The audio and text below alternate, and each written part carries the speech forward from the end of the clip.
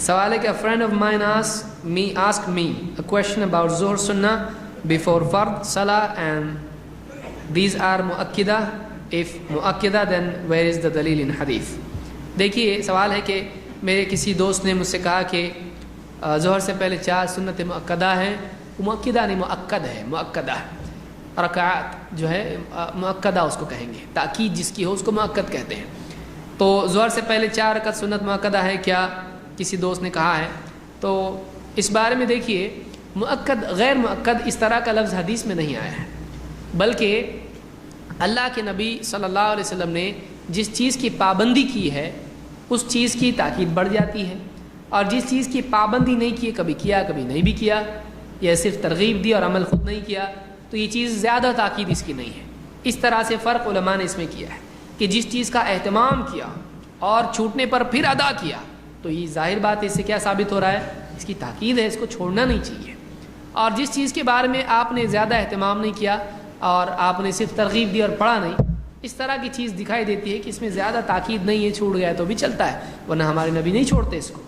تو یہ فرق دونوں میں ہے. لیکن آپ اگر حدیث میں تلاش کریں تو آپ کو ایسا مؤکد اور غیر مؤکد کا لفظ نہیں ملے گا. سنتیں کون کون سی ہیں، رکعات کون کون سی ہیں؟ ام حبیبہ رضی اللہ تعالی عنہ کی روایت ہے جو ترمذی میں ہے.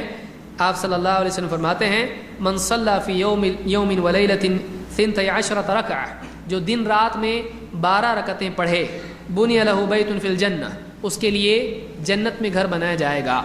4 قبل الظہر ورکعتین بعدہا، ظہر سے پہلے 4 رکعت اور ظہر کے بعد 2 رکعت، ورکعتین بعد المغرب، اور مغرب کے بعد 2 رکعتیں، ورکعتین بعد العشاء، اور عشاء کے بعد 2 رکعتیں، ورکعتین قبل صلاۃ الفجر، اور فجر کی نماز سے پہلے 2 رکعتیں ہیں.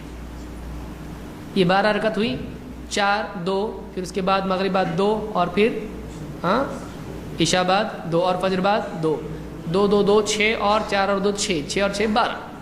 تو اس طرح سے 12 رکعتیں ہیں. لیکن بعض دوسری روایتوں میں آیا ہے کہ اللہ تعالیٰ اس بندے پر رحم کرے جو عصر سے پہلے 4 رکعت پڑھے. اب یہ کیا ہے؟ اب یہاں تو 12 ہے اور وہ عصر کا ذکر اس میں نہیں ہے، تو پھر وہ کیا ہے؟ تو علماء نے کہا اس کی تاکید ہے، اور اس کی اتنی تاکید نہیں ہے، اس کی صرف ترغیب ہے. تو یہ مؤکد ہے اور وہ مؤکد نہیں ہے.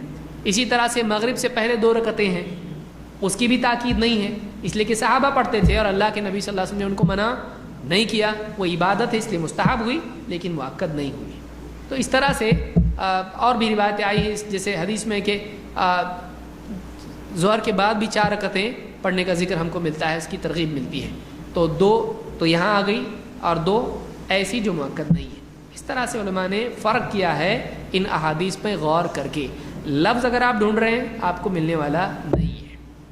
آپ کو خود نماز لفظ نہیں ملے گا حدیث میں، صلاۃ بولتے ہیں اس کو.